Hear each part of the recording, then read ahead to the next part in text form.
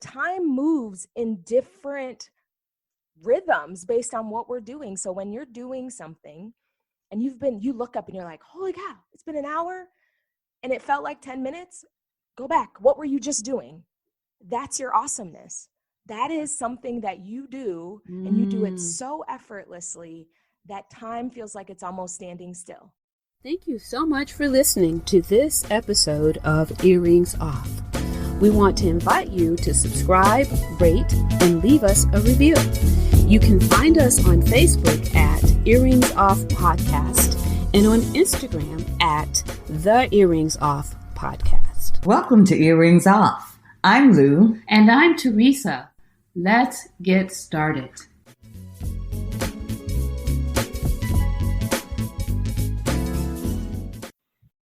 Teresa and I are here today with Raushawna Price.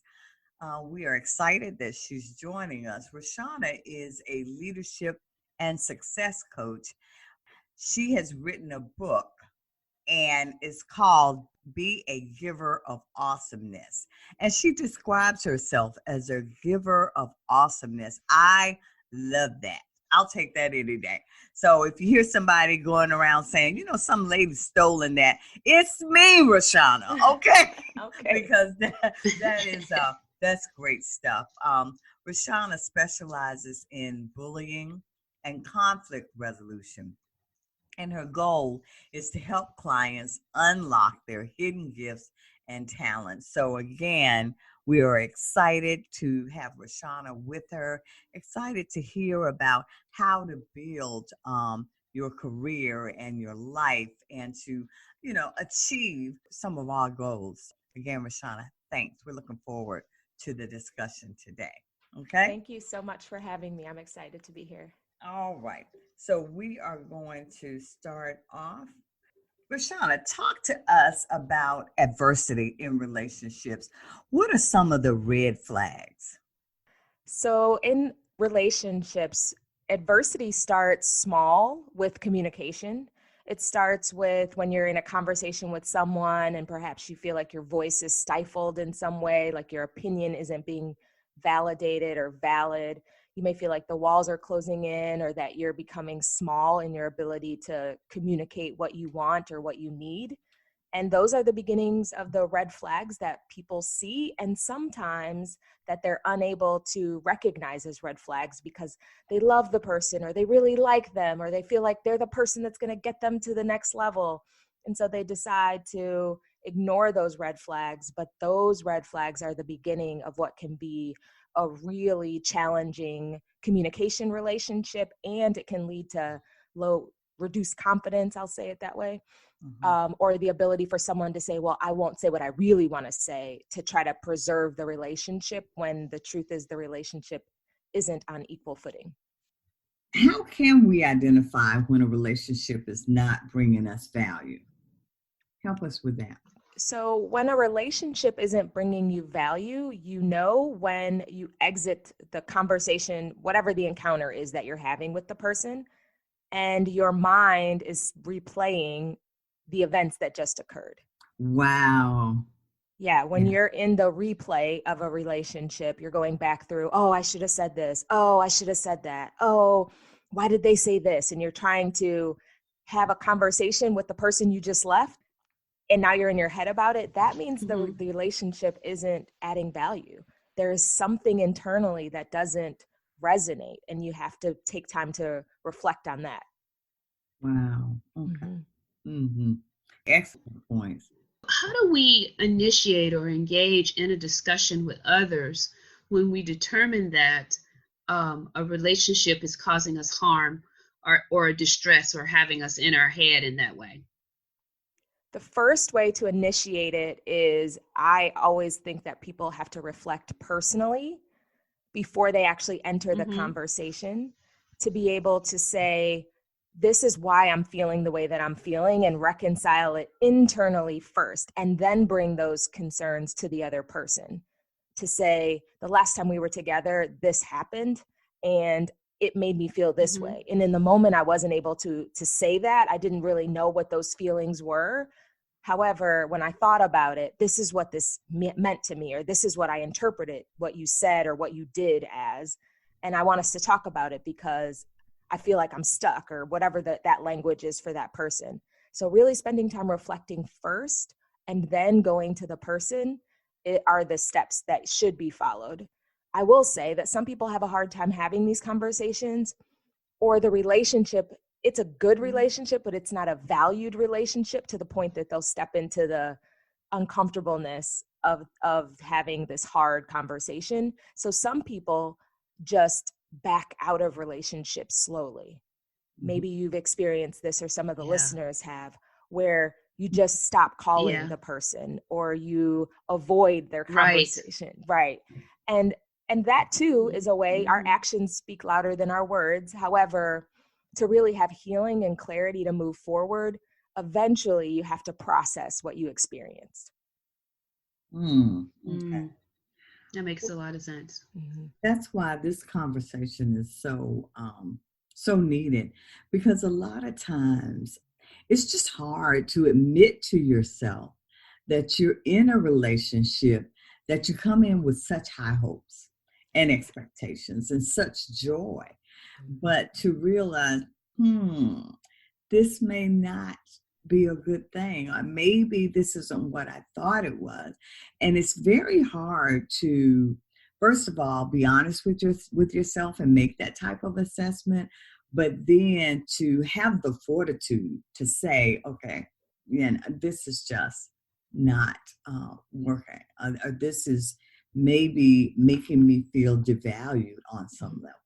So that's very, very helpful information. Yeah, it's the I didn't sign up for this moment, or how did I get here moments that we all may have, or we've said it in our minds, and yet we haven't necessarily been able to move forward or exit the relationship in a way that adds dignity and respect, or allows people to just go, okay, our season is up. Because sometimes relationships are seasonal. They're not meant to last forever.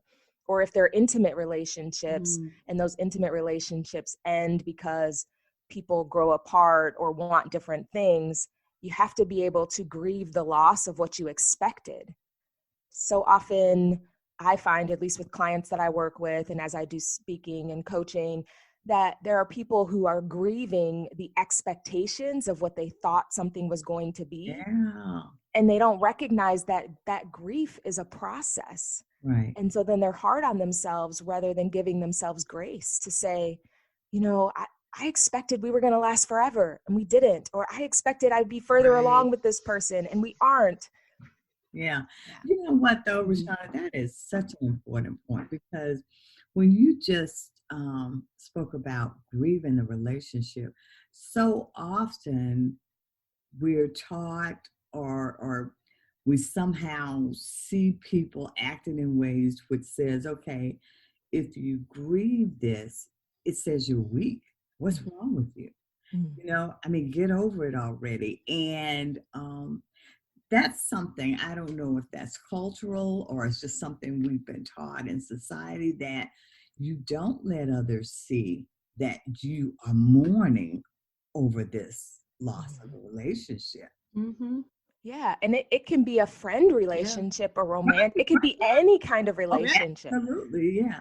Yeah, I do believe that it is cultural. I think some of it is very survival. The instinct to survive kicks in or has been taught, like this, you got to get over it. We got to keep moving. You can't let people see you sweat. All the wording that we're given, like you can't, don't let them see you down. They'll kick you when you're down, that kind of thing. So put on your big girl panties, like all the things that we're taught. Yeah. And that the truth is that when the only way to fully heal a negative emotion is to experience it fully. So anytime we have a negative emotion and we suppress it, we say, stop crying about that, or get over it in some way, or let's move on, and you suppress that emotion, it just holds in the body, which is why so many people have disease in the body, because disease is simply dis-ease that happens, negative, unresolved feelings and emotions and moments that many people are taught to just get over, move past. You don't have to think about that. Just stop thinking about it. When the truth is if you're thinking about it, it's because the unconscious mind wants you to heal it, really process it, understand why it happened. Right. Yeah. Mm-hmm. Wow. Okay. So are there tips to be proactive to avoid conflict in relationships? So that's the first tip, is that avoiding conflict is the trick of the enemy, actually. It's Oh, wow. the avoiding conflict says that we all have to now then walk on eggshells, or we all have to now tiptoe around each other, when the truth is that the conflict, the adversity that we face, are some of the biggest things that help us unlock our hidden gifts and our talents, what I like to call awesomeness. Mm-hmm. That conflict that comes, that adversity that we face, is the thing that is saying there's something there. There's something either individually you need to tap into, there's something collectively we need to overcome and work together to resolve. And when we come together and say, actually, we're having conflict and this is not good. This is bad. Let's call it what it is. It's bad and we can make it good. So let's talk about it. You share your feelings, I'll share mine. We may have disagreements or we may not understand. We don't necessarily have to fully understand to move forward. And so that's the second tip, is that you don't have to fully understand where someone else is to be able to hold space for them in this moment and to be able to move forward to the next. True understanding sometimes comes as you're walking something out. It's revealed over time. Mm-hmm. And then the third tip is that you don't have to win to be right.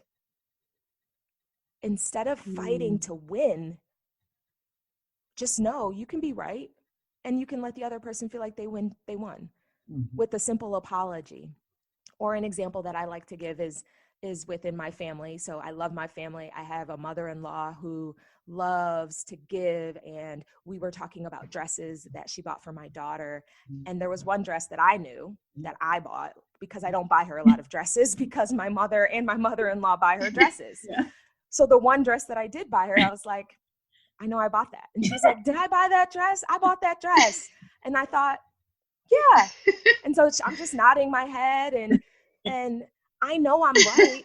And in the moment, I don't have to win. I don't have to tell her, like, she may listen to this and go, I think I remember that, and go, I didn't even know that, because that's not a battle that's even worth fighting. And I don't have to win. Fighting, to be right. yeah. Well, Raushawna, I have one question about that. Where were you when I used to have these battles with my mother-in-law? I had learned that. I mean, we would have done so much better. But she would be saying she was right, and I was like, no, you're wrong. I'm right. So, you know what? I should have spoken to you about that. But yeah, I get that point. Yeah, it doesn't make me less of my daughter's mother to have somebody else claim the dress or the curtains or whatever the thing is. Yeah. And ultimately, right, yeah. Yeah, and when we stand in who we are, firm, whole, and healed, we don't have to tell someone, this is who I am and this is what I've done. Our fruit, the fruit we bear, will be enough. And ultimately, I remember thinking to myself with my daughter, I was like, she's beautiful. And she came from me and my husband, and it doesn't matter who claims what she has on. She's got all my DNA up in her. So that's good. Yeah. That's right. That's right. And that's not just something that we experience. Go ahead. I was going to say that's something we just experience as well in personal relationships. That happens in the boardroom. That happens when we're collaborating. That's a word that's used quite a bit. Let's collaborate. And sometimes you do have to say, this is my idea. This is what I'm bringing to the table. However, there are other times when it's okay for someone else to say, well, that's my idea. You can think about it as imitation is the highest form of flattery. So if you said something and then someone else says something, if it's for the greater good of moving the work forward, let it go. There'll be another opportunity for you to shine, because your shine isn't just in one moment, it's in many moments. Yeah. Mm. But Raushawna, I get totally what you're saying, but what do you say to people when they say, but I can't do that. And so I just don't, I don't, I can't have conflict with people. I can't have that kind of conversation. So I just prefer not to deal with that. And to move forward, then to continue to interact with others in whatever I need to do to avoid conflict, because the conflict is worse to me than actually what I'm dealing with now. Do you ever see that with your clients? You understand what I'm just Oh, yeah, I yeah. do. I do. And so you actually used one of the words to avoid conflict. There are actually 5 modes of conflict, 5 ways in which we can deal with conflict. It isn't just avoid it or completely compete and fight for the win. There are 5. So Yeah. so avoiding is at the lowest when we think about being assertive and cooperative. Hmm. Avoiding it is neither of those things. It's at the lowest realm. It's simply, I just want to pretend like this doesn't exist. You can be an accommodator of conflict. Sometimes you can accommodate the other person's request. Then there's another realm where you can go into the compromise. You win, I win. We sacrifice something together, both of us. Hmm. And then there's the collaboration where, you know what, we have conflict around this. So let's go and figure out something else. We're going to bring all our ideas to the table and create something completely new. And then there is the competing. And sometimes you do have to compete in the mode of conflict to say, I am right and I will win this because this one right here is a value. And when it's a value, I'm going to compete because we can't go forward otherwise.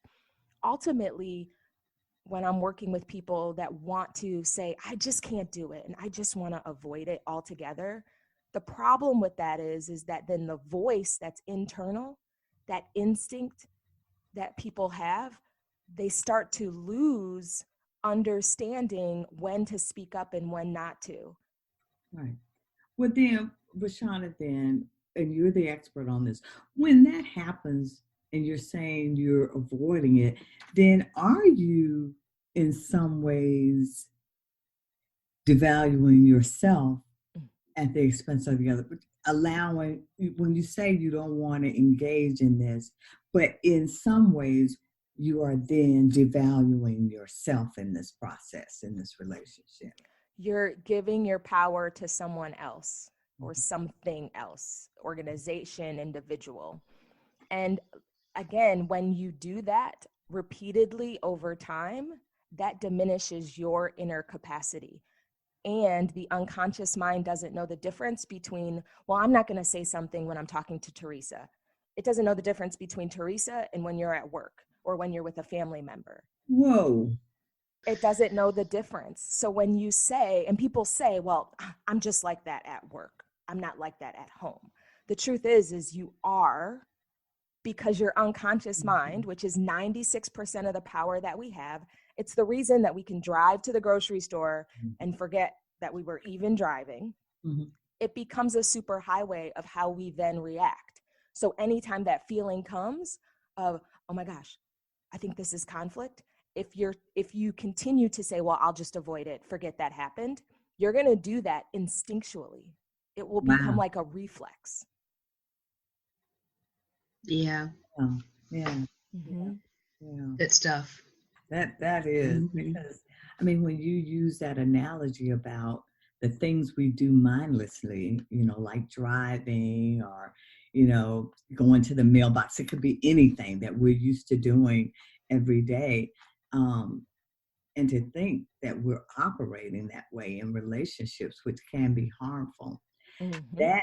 That realization is counter to you being able to live your best life, which is what we are all about here at Earrings Off. So, wow. Yes. Yeah. Yeah. Okay. Yeah. The conflict, when it comes, I like to think about it. I love superheroes. So Batman has all of these different tools. Mm-hmm. And conflict, we have to have the different tools and know based on our priorities and our values Which are the ones we're going to use? Which tools do we need? Sometimes it's okay to avoid it. Sometimes, though, you have to speak up and say, actually, I'm not standing for this. No more. Or let's collaborate because I value this relationship and we can do something great. However, if you allow your natural self to always take over, and if your natural self is a bully, because some people have that natural self, they're always going to be competing to win. And they'll find over time, they may have people around them. However, all of those people are people that just tell them exactly what they want to hear. They never question their opinions. And so while they think that they're actually in really healthy relationships, they aren't. Mm-hmm. Mm-hmm. Wow. Okay. Yeah. How does one get past that? Like if that is who you are and avoiding conflict, how do you get to the next level? How do you get beyond, if you're avoiding it at home and then it translates into work and it's just part of you, as we've been discussing? How do you get to that next level? For people that are like, this is me, the first thing is you have to acknowledge this is you, so that you can begin to take your power back in the moments where you are. It's like a pin on your map. Until you set the pin of like, this is where I am right now, then you won't move. You won't, because you won't have a point to start from to set your GPS. So you have to say, this is me, and own it. And then you have to say, this is me right now, and I want to be someone different, or I want to be able to speak up when I need to set a GPS. And then from there, going back into those moments when the conflict came and the person said something or did something is critical, to be able to reframe that memory or to be able to heal that memory if necessary. And there are matrix therapies and other things that I do with my clients to help them do that. For people that I don't work with, I tell them to start journaling. Because when you journal and go back, like, and when you journal, rather than thinking this is what happened and forcing yourself to write, allow that inner voice to come up, to remember the conversation as you remember it, because ultimately you're only going to remember what you remember from it. So it doesn't really matter what the other person remembers. Just write down what you're hearing, what's coming forward. And as you write it down, the more you allow what you're thinking to be written, your unconscious mind opens. The hand, which is kinesthetic, if you're writing, it allows you to really unlock that voice. And when you do that, after you've written it out, you'll find that you have the solution internally already. And when you write it out, it allows that voice to come forward. Ultimately, people that say, I just avoid conflict, whether they're aware of it or not, they have a lack of voice internally and externally. Wow. Quenched in some way. Yeah. Okay. So, but what role does accountability play in achieving this next level living? So it really depends on the person. When I think about accountability, when it comes to relationships and the things that we've been talking about in terms of conflict, I would say find someone who is going to hold you accountable for speaking up. Someone who knows you well enough to know that when you're in a conversation or a situation, they know that when you get on your phone, you're actually avoiding the conversation. When you get up and go to the bathroom when things get tough, that means you're avoiding the conversation. When you go and find something to eat, you're avoiding the conversation. And someone that'll say to you, hey, stay here, sit down, come back, let's talk about this. Or I noticed when you were talking to so-and-so, once they said that, you didn't say anything else after that. What was that? Accountability is having someone else be with you in your picture that is looking at you the way you want to be, not as you are right now. And finding someone that'll hold you accountable to say, you didn't show up, or I thought you were going to say that, or you just checked out. Why did you do that? Wow. Okay. So that's different than maybe the accountability that others may think in terms of goal setting and having numbers and metrics. When it comes to behavioral changes, sometimes we have to have someone else see us and tell us who we are because we don't see it for ourselves. And then from there, we Right. can begin to Yeah. create awareness patterns around our behavior. Well, and that is critical because that's something we talk about here at Earrings Off, just being in authentic relationships, and that requires that you have an authentic relationship with someone that you're right that you that's going to notice your behavior and that feels comfortable enough or is in relationship with you that they value that relationship and they're going to honestly say to you, you know what, I noticed this. What's just what you said? What is that about? Or help me understand that just so that you will think about what you're doing. So, yeah. Right. Exactly. Yes. Authenticity is key. Oh, yeah. Okay. Mm-hmm. Let's talk a little bit about adult bullying.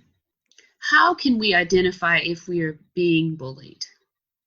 Adult bullying. Yes. One of my favorite topics because most adults don't know they're being bullied Yeah. or they assume that's just how it is. This is just how it is. Or my favorite saying, that's how they are. Everyone knows it. It's fine. Yeah. That's adult bullying. So some of the signs of adult Mm. bullying begin with an internal struggle around the relationship that you're in with someone, personal or professional. And before you engage with that person, internally, you are replaying back what happened before, or you're preparing for the meeting before the meeting, or you're preparing for the conversation before the conversation. You know you're in an adult bullying situation when you have to over prepare and have multiple scenarios for an encounter with another person. Yeah. Mm-hmm. I started to recognize this behavior for myself because I was bullied at work. Yeah, I've been bullied. Yeah. Mm-hmm. Yeah. And so in 3 months, my career went from I was doing well. I was a senior director. So I had the job, the title, the money, right? Everybody's like, get to 6 figures. Like I had all the stuff, I had the door, the office, the team. And I was miserable on the inside. I was actually sick. Like my doctors were monitoring my blood pressure. It had gotten as high as about 150 over 80. Mm-hmm. I was sick. I had stomach aches, headaches. I would wake up in the morning with a headache because I was grinding my teeth or clenching my jaw at night. I was missing moments with my family. My son at the time was about 8, and we were sitting around the dinner table, and my husband, my daughter, and my son were laughing hysterically about something that I, to this day, have no idea, because I was physically present and mentally I was replaying the day and trying to figure out how I was going to navigate this really tough relationship that I was now in with my manager. And my son said to me, Mama, that job is stealing your joy. Oh. And I was Oh, like, wow. yeah, out of the mouth of babes. People will, this is the point, right? Authentic people, they will tell you Yeah. who you are and the behavior that you're exhibiting. And I realized I was missing these moments. My family means everything to me. And I was like, I got to figure this out. And then I started paying attention to my behaviors. So if this is you, if any of these things is you, then you are in an adult bullying situation. Mm-hmm. So I would, driving to work, I would give myself a pep talk. I love my job. This is the best job I've ever had. I can endure this. I'm strong. I'm smart. I'm talented. I can figure this out. And I would just kind of go through this all the way to work.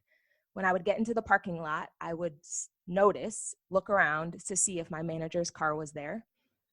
I would take the long way to my office to avoid walking by their office.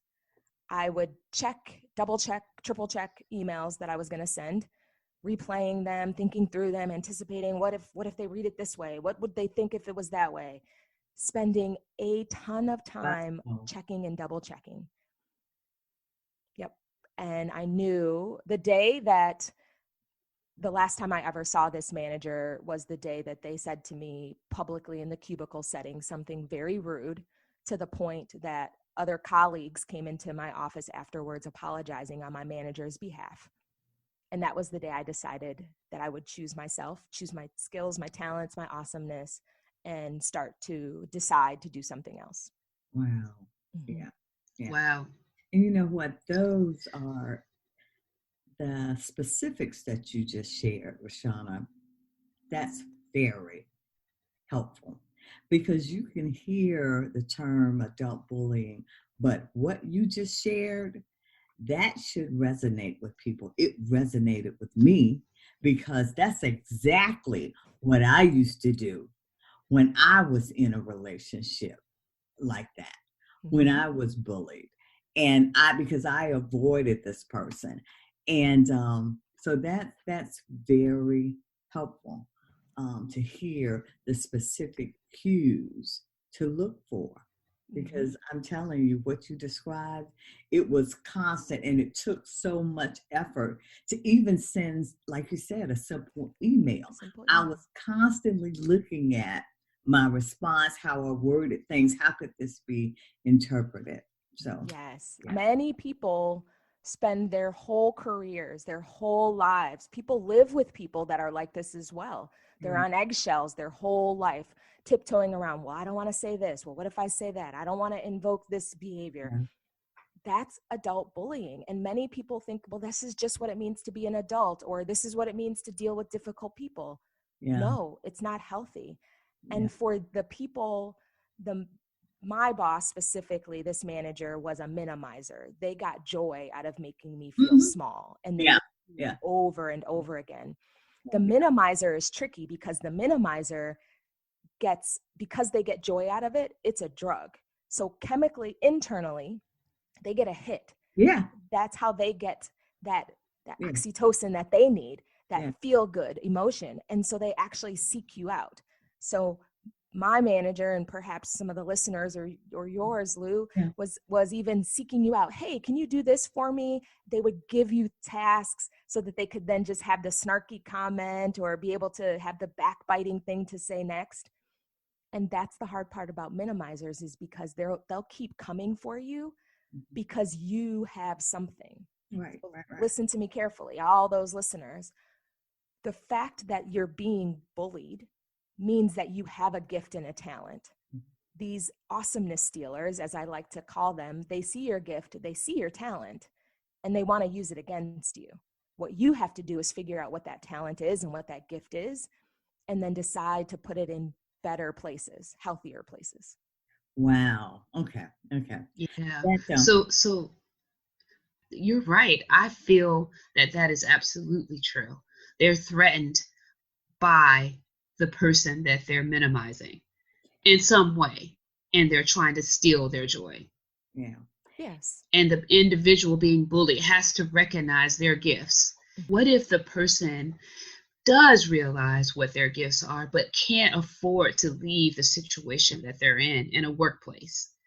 What are they to do with, in terms of getting beyond or working around or helping others to identify that this person is a bully and putting, they shouldn't be allowed to win always, you know? Mhm. Because in a sense, I see that as the bully winning. Yeah, so there's many ways to Does that think make about sense? it. Yes, absolutely. So organizations that have talent gaps that exist, or when people do leave, that does create a talent drain. However, it depends on how you define winning determines what it looks Absolutely. what it Yeah. looks like. Yeah. Ultimately, and not everyone can leave. So the first recommendation that I always give people is to start documenting what happened.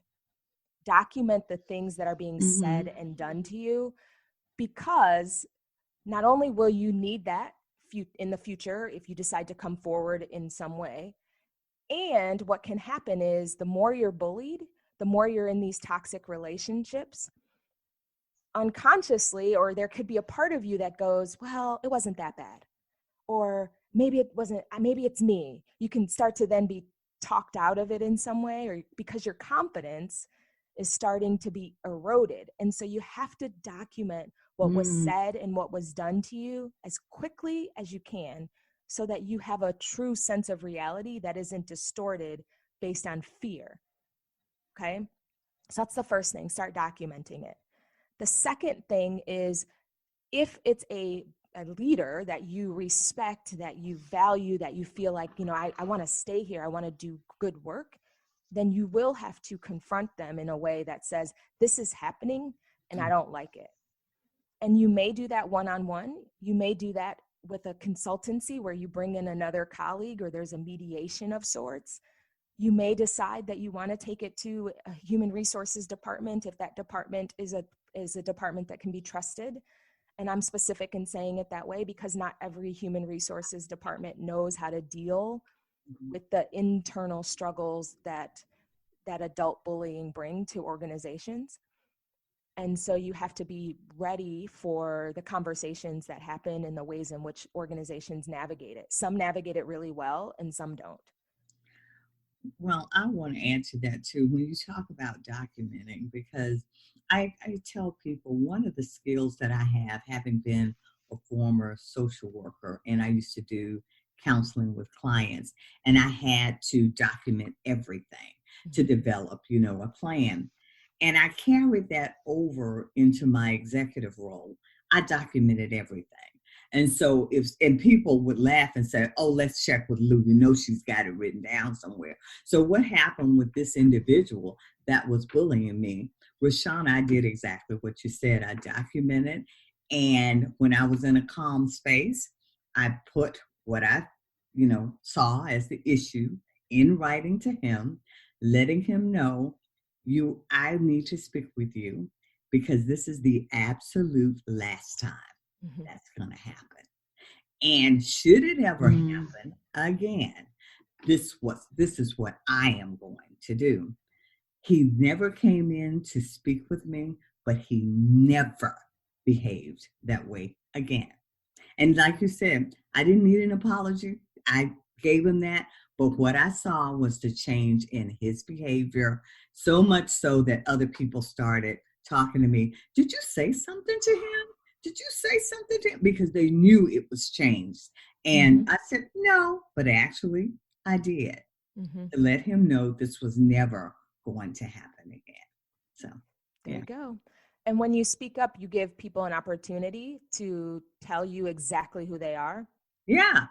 So that person was able to show you his change. Well, and when you said that it's like a hit for some people. That's what I thought about with him, because I'm telling you, when I stood up for myself, it was almost like he cowered. It was like I didn't expect that reaction from her. And and it began to be almost like he didn't want to, he was concerned about my reaction to everything. So much so that in the end, he became supportive of me in the environment. And it was such a change. And I know had I allowed him to do that, then I never would have seen him change for the better and for the organization, the betterment of the organization. Yeah. And that in and of itself is a win. Yeah, absolutely. So, Raushawna, now I see you were a director in the talent acquisition division, and you talked about how bullying, their people are concerned, they see your talents and your gifts, and that sometimes is the motivation for them to bully. So tell us, how do you understand or identify your gifts or talents? How can you make a proper assessment about what they are? So the first is start looking at time. Time can tell us a lot about who we are. So when you are doing something and an hour feels like 10 minutes. Raushawna, I'm going to drop the mic on that. Say that again. What? Yes, when you're doing something, whatever it is you're doing, so often we're just moving through our day, not really paying attention to time. Right. But time moves in different rhythms based on what we're doing. So when you're doing something and you look up and you're like, holy cow, it's been an hour and it felt like 10 minutes, go back. What were you just doing? That's your awesomeness. That is something that you do and you do it so effortlessly that time feels like it's almost standing still. And on the other side of that is the thing that you do when you're like, oh my gosh, it's been 10 minutes. It's only been 10 minutes. It feels like it's been an hour. Yeah. That's not your awesomeness. That is counter to who you are. And so once you start paying attention to time and the things that you're doing, you'll start to get a pattern and a rhythm. That pattern and that rhythm is your awesomeness, your gifts, your talents. The second thing to pay attention to are people, because people will tell you who you are.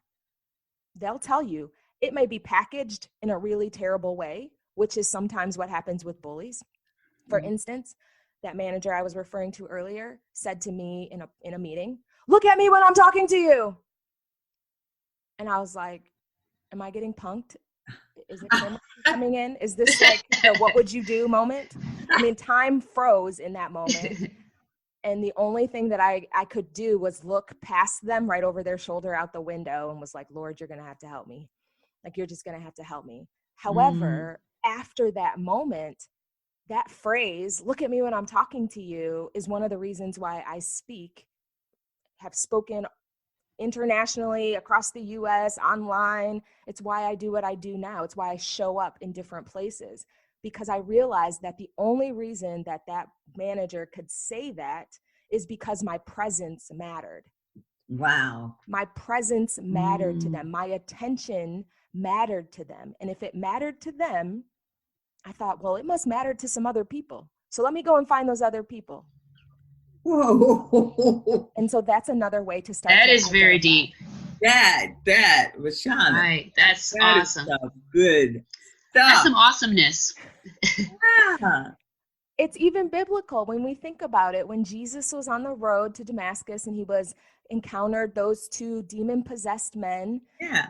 And Jesus only said one thing. The demons told him who he was and the power that he had. They said to him, "Son of man," that's who he was, do not cast us out, like allow us to go into the pigs. They told him the power that he had. And then he said, "Go." And then he cast the flock off the cliff and they died. Yeah. And so even our bullies, our awesomeness stealers, are telling us who we are and the power that we have if we really listen. That's why I said document it, write it down. They're telling us the things if you get beyond hearing the negative and listening to the criticism, they're telling Raushawna, that is amazing stuff there. Yes, I say flip the flow of adversity. Flip the flow, flip it. Because so often what happens is that happens, right? You have that moment with someone and then you pick up the phone and call someone else and share. And then they're like, yeah, they're bad, this, that. And then your whole conversation is turned to the person that was negative. Right. Versus stopping and saying, they said that to me, right? Because that manager didn't say that to the other people that were in the room. They specifically said it to me. So that meant that they were talking to me, which meant that my presence, my attention mattered. So maybe for you, someone saying, "Oh, you're always the one that's always done first. You're trying to make the rest of us look bad. And they're always on you because you're the one that's always trying to make somebody look bad." Well, the only reason that you can make someone look bad is because you're doing your stuff. You're on top of it. You're skilled. Wow. Yeah, you are dropping some knowledge on us. That is, but it's so true. It's so very true. Yeah. So to actually pay attention, be on alert to the cues that you're getting from people. Be on alert, yes, and avoid the victim mentality. So I never felt like a victim. All the times in my life that I've been bullied, I never was like, I'm a victim and they're a villain. I just was like, there's something going on with them, but I got to figure out what's going on with me. Yeah. Because they're choosing me for a reason and they're choosing you for a reason. That reason is magic. It's happening because there is awesomeness in you and it needs to come out. Well, Raushawna, because you went out and you started your own business and you're doing very well. I saw your reviews and they're amazing. And now Teresa and I both see why. But talk to us a little bit, because when you said you made the decision that, okay, people, if they value this, then apparently I have something of value that I can take elsewhere. But, we started Earrings Off and we were nervous about it. And it's always, you're concerned about what you're doing. But tell us and tell our listeners, how does that look, or how do you get that oomph about yourself that you feel like I can go do this when it's a scary time and it's a scary thing to do, but yet you did it. You've done very well with it. So tell us about your process to get there. So my process, it's not easy. And that's the first thing is I knew it wasn't going to be easy. And yet I was willing to do it because my fear of staying was so big that my fear Yeah. of leaving, it was my fear of staying at that point had gotten bigger than my fear of leaving. I knew that I couldn't stay here. I didn't really know where I was going to go. I knew that I had gifts. I knew I had talents. I knew that I was coaching people in that organization. I knew that I was a good leader to a lot of people. I wasn't great to everyone. There were some people that I wasn't able to lead and that I was learning and growing, but I knew enough to know that I can bet on myself and I'm willing to do the work. So it's two things. I can bet on myself and I'm willing to do the work. So Okay, often. Raushawna, you're going too fast. I'm writing these Okay. down for myself. Go on. Okay. Let me back up. Yes. Yes. So when you get to the point when your fear of staying is bigger than your fear of leaving, or your fear of not doing something, I call that the hound of heaven. When the hound of heaven is on you and you're like, I gotta do this, Right. get started. And rather than thinking, oh, it's gotta be perfect, get started. And then from there, what you're gonna do is begin to bet on yourself. Bet on yourself on a daily basis. The first day that I was no longer an employee and I was a full-time entrepreneur, I said, okay, God, I'm going to do something and give you something to work with. And every day I would give him something to work with. I would put calls out. I would reach out to people who wanted coaching. I would write content. And every day for 3.5 years, that's what I've done. Even on the days when I've been sitting on my couch with my family watching a movie, there's still content. There's still something I'm learning. And I use that learning, maybe not that day, but eventually I use it. And so being an open, willing vessel is also a part of the process. So when you think about your journey, or for people that are fearful, there's always something on the other side of fear. What is it? Excitement, an opportunity, a possibility. And I was willing, and I bet for many listeners, if you're willing to stop long enough and just flip the fear coin over, you'll start moving. Wow. Wow. Yeah. Very good information, because many times we stop ourselves because of what you said, just feeling like everything has to be perfect. I've got to have everything lined up just so. But you're saying, go out there, do it. I had a business card. I had my website, so RaushawnaPrice.com. I had the domain. I didn't have the actual website yet. It literally said coming soon. I had a business card, a logo, and that was it. And I had faith. I talked to my husband, and we had a little bit of savings, not a lot. And it hasn't been easy throughout the entire process. Have I had to Uber at times? Yes. Have I had to at one point I worked nights while I was coaching in the daytime. I worked nights so that we could have like a really big Christmas actually. But I was willing to do it as my business grew, and now my business has grown to where I don't have to do that. And I fully replaced my income and have additional contracts and things like that. So avoid it has to be perfect and it's going to take off right away. Some things are a really good slow burn.